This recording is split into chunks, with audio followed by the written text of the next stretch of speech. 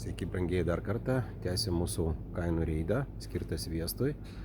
Taigi ateina kalėdos, kepsim, virsim, gaminsim. Taigi sviestas turbūt bus daug kur naudojamas. Taigi pažiūrėsime kokios kainos. Jau aplankėme Maximą ir Iki. Dabar esame Norfoje. Pakankamai nedaug čia žmonių, praktiškai mes vieni.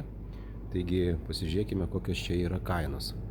Taigi paprastai pigiausias sviestas yra šitas Norfos. Sviestas Norfo 82% euras 38 už 180 gramų.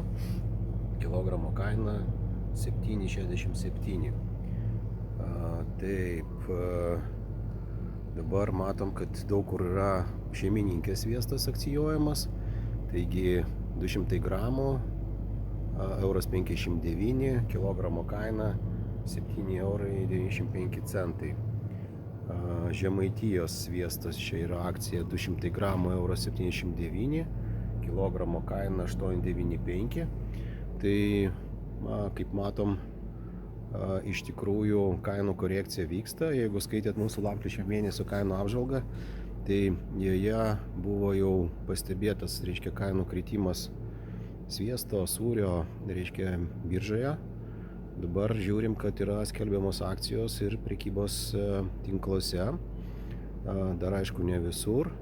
Tiesą sakant, nėra aišku kokia kaina yra.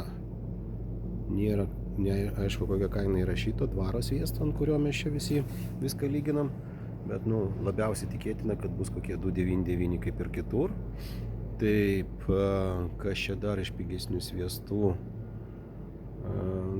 Piemenėlio dar būdavo, bet dabar jisai prie jau brangesnių sviestų. Piemenėlio sviestas 82%, 2,49 €, 200 gramų, kilogramo kaina 12,45